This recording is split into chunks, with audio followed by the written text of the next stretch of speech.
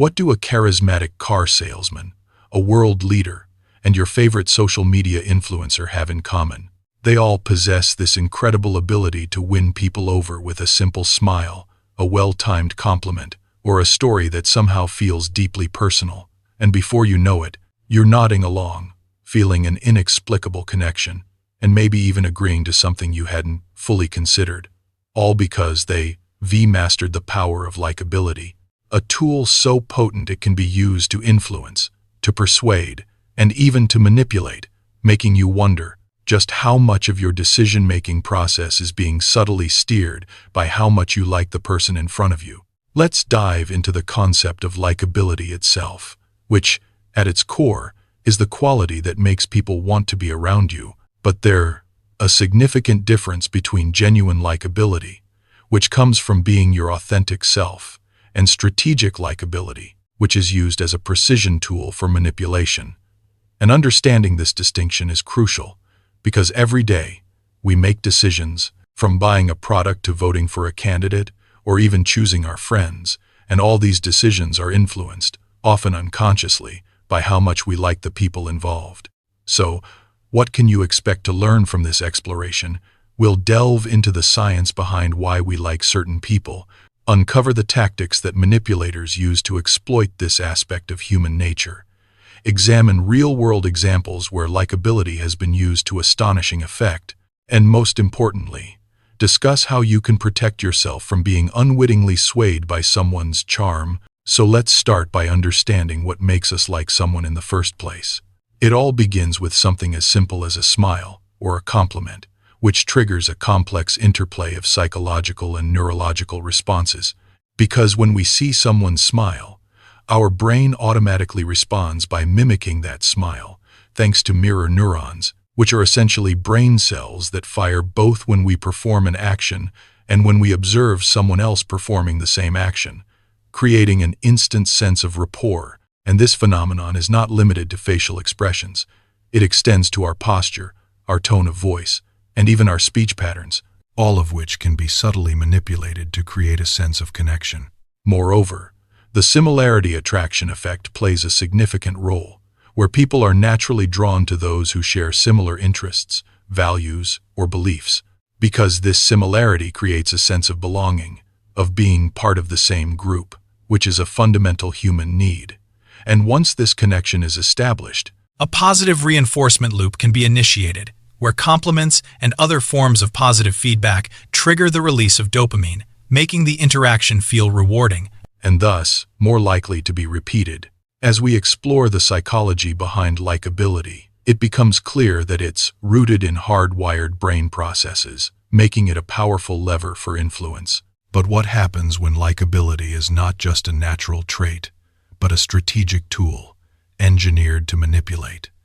That's when we enter the realm of the manipulator's toolkit, where every interaction is a calculated move designed to elicit a specific response, and it's here that we must be cautious, because the line between genuine connection and manipulation can be very thin, and often, it's only after the fact that we realize we've been influenced in ways we hadn't intended. So, let's take a closer look at the tactics used by those who seek to manipulate through likability, from strategic compliments that are specific, genuine, and unexpected, to mirroring and matching, where body language, speech rhythms, and even vocabulary are subtly imitated to foster unconscious trust. And then there's storytelling, and the use of shared experiences, which can create an almost instant bond, making us more receptive to the message being conveyed. And of course, the reciprocity principle, where small favors or gifts trigger an automatic desire to return the favor, all of which are powerful techniques, but when used with the intent to manipulate, they can be particularly dangerous. As we continue to explore the power of likability and manipulation, I'd love to hear from you. What do you think is the most effective way to protect yourself from being manipulated by someone's charm? Share your thoughts in the comments, and let's keep the conversation going. Because in the end, it's only by understanding the mechanisms of manipulation that we can truly safeguard our autonomy. and make decisions that are in our best interest. But before we dive deeper, let's pause for a moment and imagine a scenario that many of you have probably lived through. You walk into a coffee shop, and the barista greets you with a warm smile, remembers your usual order without you having to say a word, and slips in a lighthearted joke about the morning rush. You feel seen, you feel valued, and before you know it, you're reaching for that extra pastry, even though you hadn't planned on it. That tiny burst of connection is exactly what a skilled influencer leverages, turning a fleeting moment of kindness into a subtle nudge toward a purchase. Recognizing the mechanics behind that feeling is the first step toward taking back control. One of the most striking illustrations of engineered likability comes from the realm of political campaigning. Picture a candidate stepping onto a stage in a modest town hall, eyes scanning the crowd, and beginning with a story about growing up on a farm, about the smell of fresh hay, about the night sky that stretched over endless fields. The anecdote is not just a nostalgic throwaway. It's a deliberate bridge that collapses the distance between the speaker and the audience. By aligning themselves with the lived experiences of everyday people, the candidate creates a sense of shared identity. When the same speaker later outlines a policy proposal, the audience is more inclined to listen, because the earlier story has already earned a place in their hearts. The warmth that preceded the authority makes the message feel less like a directive and more like a collaborative plan. Social media influencers have refined this technique to an art form. They post videos where they sit on a couch, sipping coffee, talking directly into the camera as if they were chatting with a close friend. They answer comments by name, they share behind-the-scenes bloopers, and they occasionally reveal personal struggles, inviting empathy. This cultivated intimacy blurs the line between creator and follower, turning the relationship into something that feels reciprocal, even though the primary goal is often to drive engagement, sponsorships, or product sales. The key is that the audience perceives the influencer as trustworthy because they have been granted access to a real version of the person, even if that version is carefully curated. So, how do we pull back the veil and see when likability is being used as a lever rather than a genuine connection? The first warning sign is an overabundance of compliments that feel slightly out of place. If someone offers praise that seems too precise, too early, or is followed by a request, no matter how small, it could be the opening move of a reciprocity trap. The second clue lies in mirroring that feels almost too perfect. When a person mirrors your posture, speech rhythm, and even your choice of words within a few moments of meeting, it's often a subconscious technique to build trust quickly. While humans naturally mimic each other, an exaggerated, rapid mirroring can be a strategic signal that the other party wants you to feel at ease, paving the way for influence.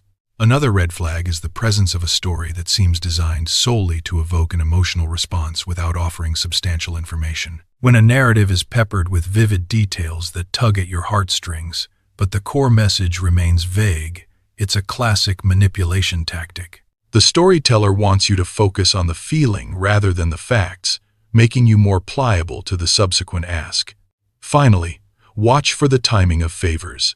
If someone offers a small gift, a free sample, a complimentary service, or an exclusive discount right before presenting a larger request, they are likely activating the reciprocity principle. The brain feels compelled to return the kindness, often without fully weighing the merit of the larger proposal. Armed with these detection tools, you can begin to safeguard your decisions. One practical habit is to pause before responding to any request that follows a compliment, a story, or a favor. Give yourself a moment to assess whether the request aligns with your own goals, rather than simply reacting to the positive feelings the interaction has generated. Another strategy is to seek out objective information. If a salesperson tells you that a product will revolutionize your life, ask for independent reviews, data, or third-party testimonials. If a political figure shares a personal anecdote, cross-reference their policy positions with reputable sources. By anchoring your judgments in evidence rather than emotion alone, you diminish the power of engineered likability. It's also helpful to cultivate your own sense of likability without falling into manipulation.